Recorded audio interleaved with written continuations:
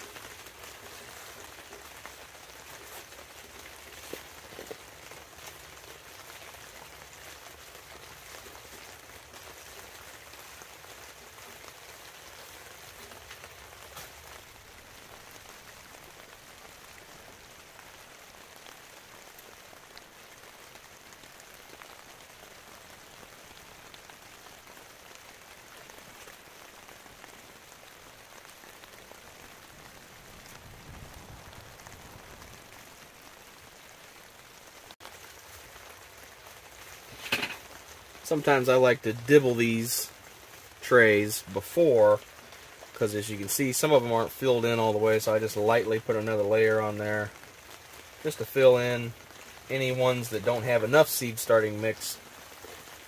That way everything's happy and everything's consistent, everything's the same. You don't have to pack them down so tight, you just want to push down that seed starting mix to make sure it gets down to the bottom of the cell.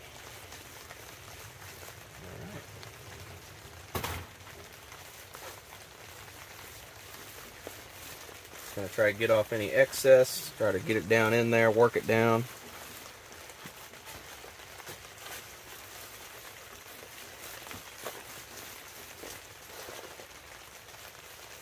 Alright, now you're going to dibble it once more.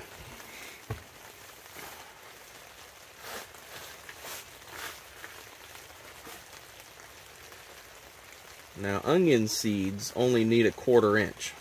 So I'm only going to press this down roughly about 1/4 inch.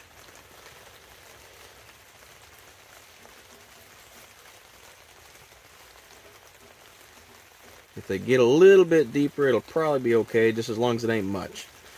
1/4 inch ain't much.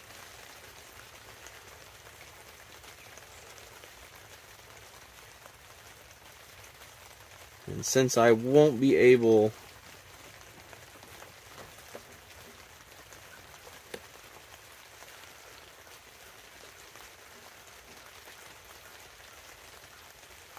try to get your dibbles as consistent as the rest of them. That'll ensure that your seeds all come up roughly the same time as well, as long as you have adequate germination temperature present.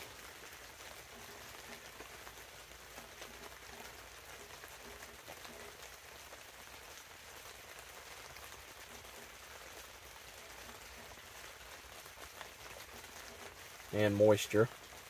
Moisture is key to germinating some seeds, and some it is not as key.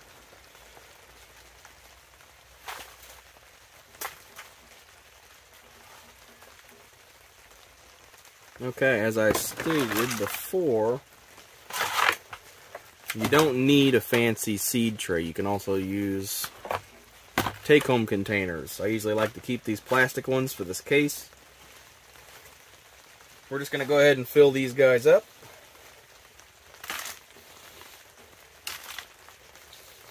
Onions aren't really that picky. As long as you give them the nutrients they need and the water, they will normally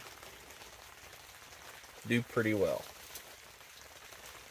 Too much water, they don't really prefer that too much as seedling. But moisture is needed.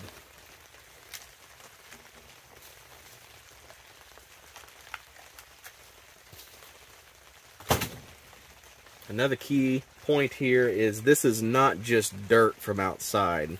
You can't really seed start with just dirt. This is a seed starting mix. Has different components to aid in holding moisture and well drainage so it doesn't go too far here. So, get the right seed starting mix. Don't use soil from the ground.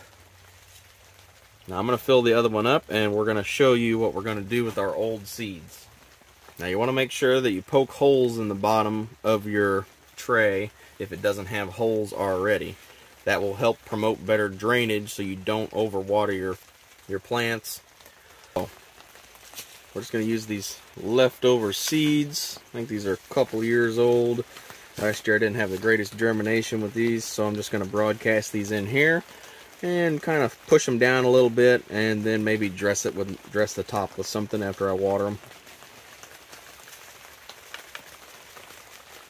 Going to kind of sprinkle them in there. Doesn't matter how close together they are.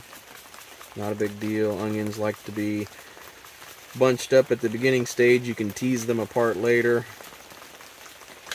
Alright. There's that one. I'm just going to press it down a little bit. Seed to soil contact is good.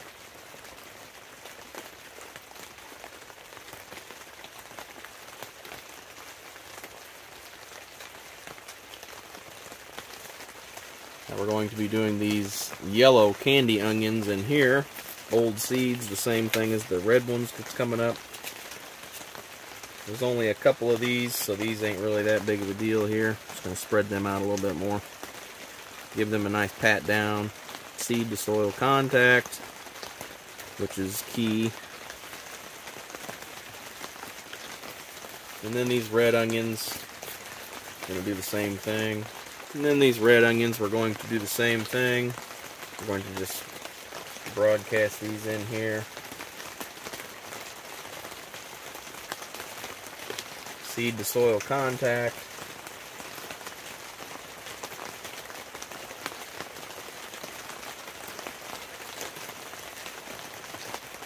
Good alternative to using your older seeds. We're going to find out what we can do with these through this experiment.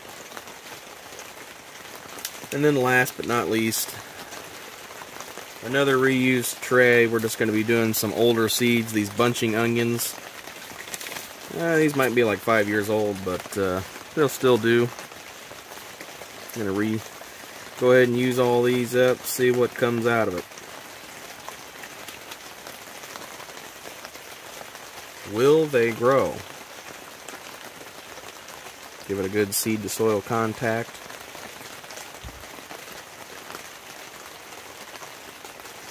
Not too bad. So we got all these done. Now we're going to top all these with a little trick that we do that I've had success with the last 2 years. Is we're going to be using this vermiculite.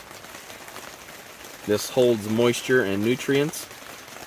And for me, if I can't get out here because of my day job, this will hold extra moisture in and help me out with the watering process. So you only need about 1/4 inch because we didn't put these seeds down 1/4 inch. So I'm just going to use this top dressing instead of soil from your seed starting mix as that 1/4 inch of depth. And this stuff does not form a crust when it dries, stays very loose, so the seeds can still push up through it. I seed started over 300 onion seeds last year with this, and they did amazing. So now I'm going to keep on doing this because I've had such good luck with it.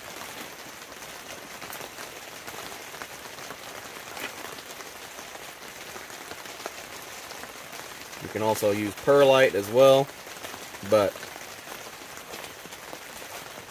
I have found that this is probably for my best interest for my situation, because sometimes I can't get out here to water right when it needs it. And this has just been a really awesome trick that I've found out for me, because it saves you some heartache after you come out and find out nothing's got enough water to survive. So this is a good little trick. Alright, now that I've got that done, you got to water it in. Don't forget to do that. Now, as you know, the seed starting mix I used was already watered in. It was already moist. This is all sterile. When you water this, it's going to want to blow this vermiculite everywhere. So you need to be kind of careful of that. So I'm going to set these to the side and continue seed starting, and I'll finish this later. Okay, so now we got this tray prepared. We're going to put in our seeds here. This is a 338 seed cell tray. And it says I got 250 seeds, so we'll see how far I can get, and then we're going to fill in the tray with some bunching onions when we are finished.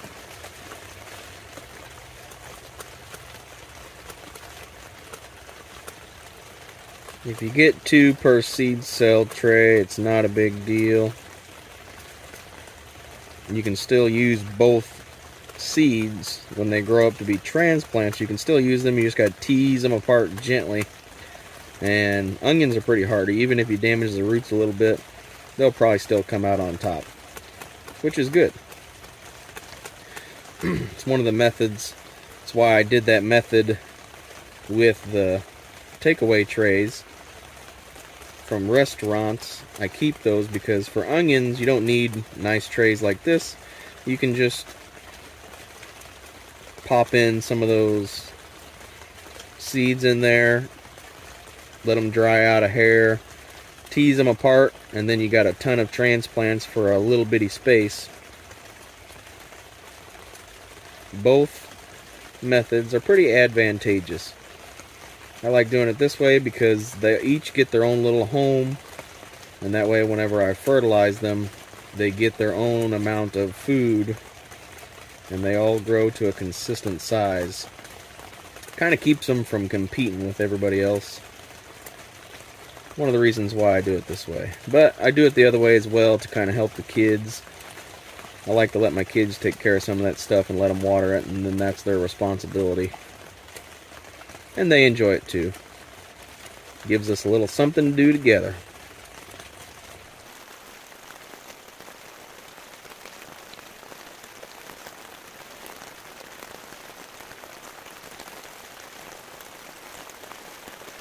A lot of doubles here. But that's okay.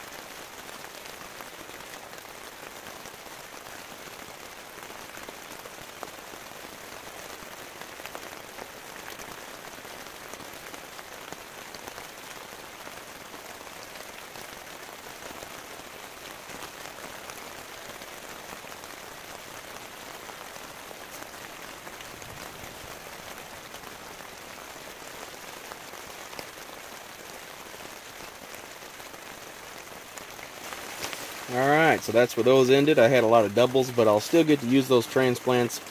Now we're going to use these Warrior Bunching Onions, and I really loved these last year. They did great.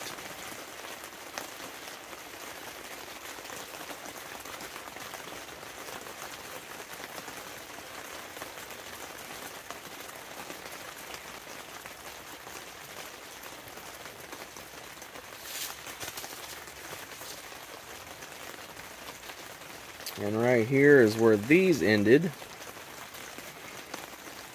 And then last but not least, we're going to be doing these deep purple bunching onions as well. I like these from last year. They taste pretty good. And just tap it down on your tray.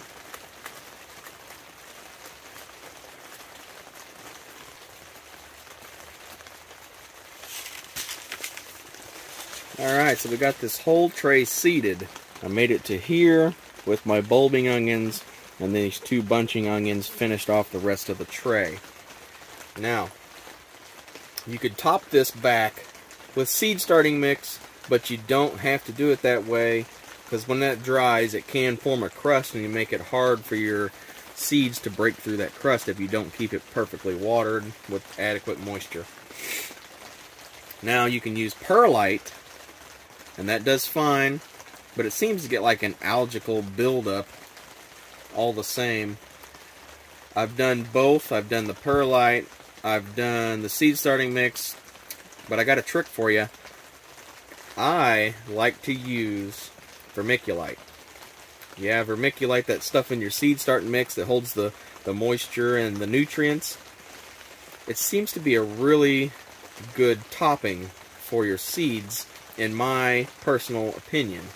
I've had very good luck with it, and when it dries out, it's nice and crumbly, and the seeds just push through. So let's go ahead and get this done up here. So this is one of the reasons why I said to only dibble down as much as you need it to be. Some of these are a little less. I tried to make them as consistent as possible. You can't be perfect at everything you do. So I'm going to go ahead and dump some on and rake it around.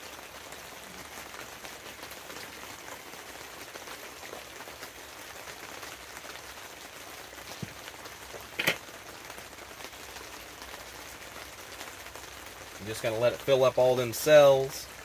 You're going to have some splash off when you water it, so don't worry, you're going to make a mess no matter what you do.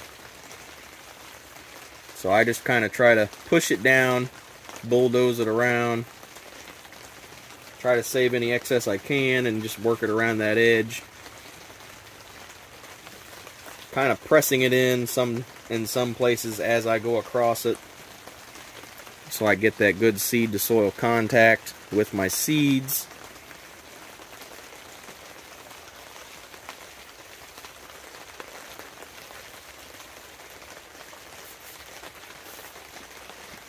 Alright, so this tray is almost done, not quite done just yet. Believe it or not, I have another trick for you.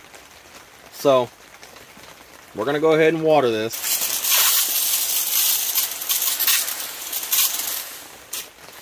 Nozzle keeps everything from blowing around as much. Okay, so I got this guy watered. Now you want to wipe the edges off the best you can. Get them as clean as you can. They don't necessarily have to be dry. But for some seeds, in the beginning, they like that humidity, and also it'll help trap in that moisture. So, in my experience, I have done this where I don't necessarily need to put a humidity dome on it, but if I do this, it'll trap in the moisture, and I won't have to water it for a couple days, in my experience. I've done this before, and I'm going to do it again. So, we're going to take our seed labels, just pop them out. I'm just going to lay them right in front of the row where it is at. And then this one is right here. Okay. So now I know where they are. And you're just going to take some saran wrap. Any kind, doesn't really matter. That stuff that sticks to itself seems to work better for me. And then I'm just going to put another layer on right here. Just to give this that extra moisture in case I can't water it for 2 days, which I won't be around for a 1 day. But this will help. Just going to help to keep that trapped in there. And maybe trap some heat in as well. Then, as you've seen, I took my plant markers out. This one is right here. So I just take a marker, draw it down the cell division right there. This one ends right here, so I'm just going to draw it up this cell division here. And then you can write on whatever plant you planted in this one, and this one. Not a big deal. All said and done. Now I can turn on my heating mat and put the probe in, and that's it. Snout Pro Gardener here. Don't forget to like, share, subscribe.